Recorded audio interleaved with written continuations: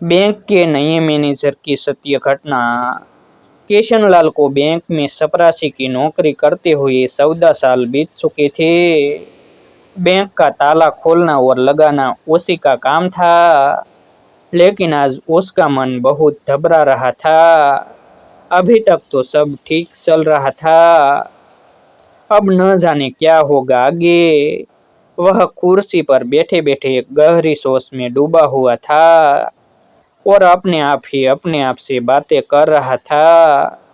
उसे मालूम था आज एक नया मैनेजर आने वाला है। बैंक का पुराना मैनेजर कल शाम को ही रिटायर हुआ है। मेरी छोटी मोटी गलतियों को वह नजरअंदाज कर दिया करता था, लेकिन अब जो नया मैनेजर आएगा, मैंने इसके बारे में सुना है। इसका दिल बहुत कठोर है। छोटी सी गलती होने पर भी वह किसी को माफ नहीं करता। मुझे तो लगता है अब मेरी नौकरी खतरे में है। किशनलाल ने आज बैंक को समय से 10 मिनट पहले ही खोल दिया था और अपने साफ सफाई का सारा काम निपटा दिया था।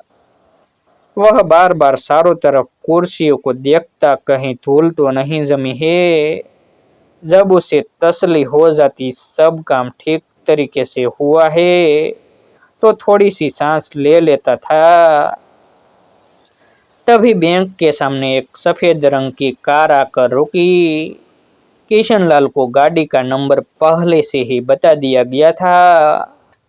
उसी नंबर की गाड़ी देखकर किशनलाल के चेहरे पर पसीने की बूंदें झिलमिलाने लगी। कार का ढक्कन खुला और लगभग एक 35 साल की उम्र का नौजवान कार से नीचे उतरा। माथे पर लाल रंग का टीका, काली पैंट के साथ व्हाइट शर्ट पहने हुए एकदम फिल्मी हीरो दिखाई दे रहा था। किशनलाल, आपका ही नाम है? नए मैनेजर ने किशनलाल को देखते हुए पूछा। जी, मेरा ही नाम किशनलाल है। किशनलाल ने दोनों हाथ जोड़कर उन्हें नमस्ते किया। उन नए मैनेजर ने अपना परिचय देते हुए कहा, मैं यहाँ का नया मैनेजर हूँ। आपको खबर तो मिल गई होगी। जी, खबर मिल गई थी। किशनलाल ने अपने नए मैनेजर को एक संतुष्टि भरा जवाब दिया। बैंक के बाकी का स्टाफ कितने बजे आता है? नए मैनेजर ने पूछा। किशनलाल ने बताया, 10 बजे बैंक खुलता है। अभी 10 बजने में 5 मिनट बाकी है।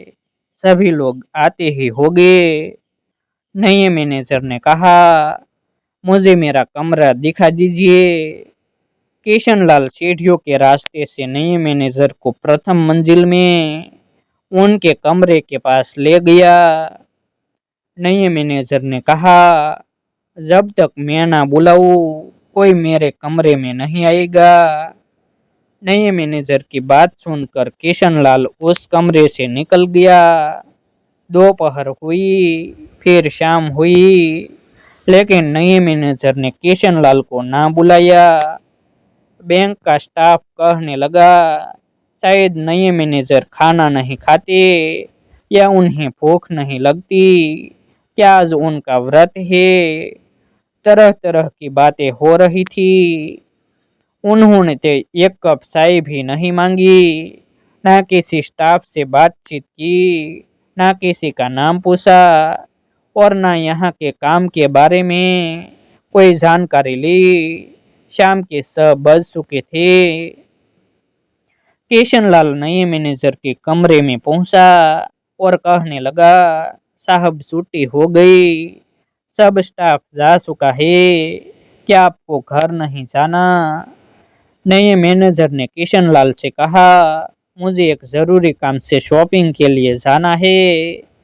बैंक का ताला लगाकर तुम भी मेरे साथ चलोगे? किशनलाल मन ही मन क्रोधित होते हुए अपने आप से ही सवाल करने लगा, मैं जानता था यह मैनेजर ठीक नहीं है। दिन भर तो कुछ काम नहीं बताया, अब जब मेरी छुट्टी हो गई तो मुझे काम बताया जा रहा है। काम तो करना ही पड़ेगा, वरना मुझे नौकरी से निकाल देगा। आज इनका पहला दिन है, इसीलिए इस नए मैनेजर की बात भी नहीं काट सकता हूँ। बैंक का ताला लगाकर किशनलाल नए मैनेजर की गाड़ी में बैठ गया। गाड़ी सड़क पर दौड़ने लगी। एक बड़े से मॉल के सामने गाड़ी रुकी। नए मैनेजर ने किशनलाल को बताया, मुझे एक टेबल लैंप चाहिए और इसे खरीदने में तुम मेरी मदद करो। टेबल लैंप का नाम सुनकर किशनलाल का दिमाग सकरा गया और सोचने लगा, बैंक में तो बिजली सारा दिन आती है और मैनेजर के कमरे में उजाला भी रहता है, फिर टेबल लैंप की क्या आवश्यकता है। हो सकता हो यह अपने घर अपने बच्चों के लिए टेबल लैंप ले जाना चाहते हो। शायद इनके घर बिजली नहीं आती होगी या फिर बिजली की लाइन बार बार कट जाती होगी। बच्चे अंधेरे में पढ़ नहीं पाते होंगे और बच्चों ने कहा होगा कि पापा टेबल लैंप लेते आना। किशनलाल को पूछने में संकोच हो रहा था, यह टेबल लैंप किसके लिए खरीदा जा रहा है। वह चुपचाप खामोशी खामोशी से नए मैनेजर के साथ शॉपिंग मॉल में घुस गया। कई दुकानें देखने के बाद एक बिजली का सामान बेचने वाली दुकान दिखाई दी।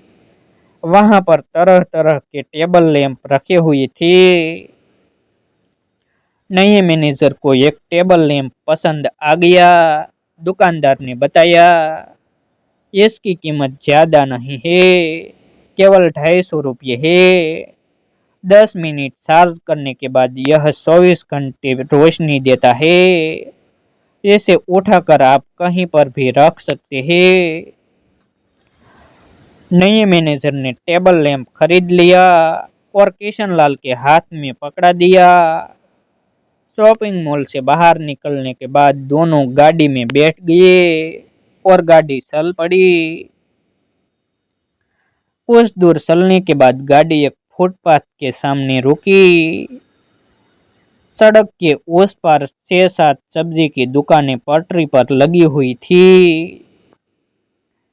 सूरज की किरणों लगभग खत्म होने की कगार पर थी और अंधेरा धीरे धीरे चारों तरफ बढ़ता ही जा रहा था। उन्हीं दुकानों के बीच फुटपाथ पर सब्जी की दुकान पर एक लड़की, जिसकी उम्र करीब 12 साल के आसपास होगी, एक लाल रंग की फ्रॉक पहने हुए अपने स्कूल की किताब पढ़ रही थी। जब ग्राहक आते तो उन्हें सब्जियां भी तोल कर देने लगती थी। शाम ढलते ही चारों तरफ अंधेरा छा गया। दूर एक सरकारी खंभे पर एक बल्ब टिमटिमा रहा था। उसकी रोशनी उस लड़की की किताब तक नहीं पहुंच पा रही थी।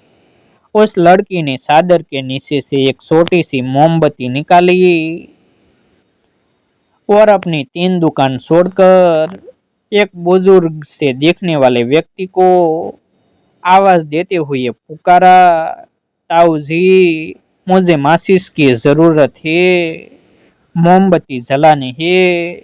उस लड़की की बात सुनकर उस आधेड़ बुजुर्ग से आदमी ने जेब से माचिस निकालकर उस लड़की की ओर उछाल दी। लड़की ने झट माचिस अपने हाथों में कैच कर ली और माचिस के भीतर से एक तीली निकालकर उसे जलाई और मोमबत्ती के लगे धागे पर जलती हुई तीली लगा दी। मोमबत्ती जलने लगी, लेकिन एक हवा का झोंका आया और मोमबत्ती बुझ गई। लड़की ने फिर मोमबत्ती जलाई। कुछ सेकंड बाद फिर हवा चली और मोमबत्ती बुझ गई। लड़की ने फिर मोमबत्ती जला दी। यह प्रतिक्रिया कई बार हुई। उसका प्रयास निरंतर चला रहा और अंत में मोमबत्ती जल उठी। नए मैनेजर ने लैंप अपने हाथ में लिया और उस लड़की की दुकान की ओर चल पड़ा। साथ में किशनलाल को भी ले लिया। मैनेजर टेबल लैंप लेकर उस लड़की के सामने खड़ा हो गया। लड़की अपनी डबडबाई आंखों से उस टेबल लैंप की तरफ देखने लगी। नए मैनेजर ने उस लड़की से कहा, मेरी बेटी भी तुम्हारी उम्र की है। यह लैंप मैं उसके लिए खरीद कर लाया हूँ। मैं देखना चाहता हूँ इस लैंप की रोशनी कैसी है। इस रोशनी में तुम किताब पढ़ सकती हो। अगर तुम किताब पढ़ सकती हो तो फिर मेरी बेटी भी किताब पढ़ सकती है। उस 12 साल की बालिका ने सर हिलाकर मैनेजर की बातों को स्वागत किया, लेकिन मुंह से कुछ ना कहा। नए मैनेजर ने फिर कहा, दुकान से अभी अभी खरीदा है और चार्जिंग भी पूरी है। नए मैनेजर ने मोमबत्ती हटाकर उसकी जगह टेबल लैंप रख दिया। टेबल लैंप के जलते ही एक सफेद सी चारों तरफ रोशनी चमक उठी। किताबों के एक एक अक्षर साफ साफ दिखाई देने लगे। उस लड़की ने कहा, अंकल जी, इस लैंप में तो बहुत रोशनी है। ऐसे लग रहा है जैसे सवेरा हो गया हो। नए मैनेजर ने कहा, मुझे अपनी गाड़ी में पेट्रोल डलवाना है। मैं अभी आधे घंटे बाद इस टेबल लैंप को ले जाऊंगा। जब तक तुम इसे अपने पास रखो और किताबें पढ़ो। नए मैनेजर की बात सुनकर किशनलाल को मन ही मन अपने नए मैनेजर पर गुस्सा आ रहा था और अपने नए मैनेजर को मन ही मन कोस भी रहा था। यह कहते हुए, बड़ा कंजूस मैनेजर है। यह लैंप इसी लड़की को दे दे। अपनी बेटे के लिए दूसरा भी तो खरीद सकता है। इसको क्या रुपयों की कमी है। सरकारी नौकरी है, सैलरी भी ज्यादा मिलती होगी। किशनलाल अभी कुछ और सोचता। नए मैनेजर ने उस लड़की से कहा, ठीक है, मैं आधे घंटे बाद आऊंगा। अपना लैंप ले जाऊंगा। और वह किशनलाल को आवाज लगाते हुए कहने लगा, यहाँ पर नजदीक पेट्रोल पंप कहाँ पर है। किशनलाल गाड़ी में बैठ गया और पेट्रोल पंप का रास्ता भी बता दिया। पेट्रोल भरवाने के बाद नए मैनेजर ने अपनी गाड़ी चलानी आरंभ कर दी। 15 मिनट के बाद गाड़ी एक मकान के सामने रुकी।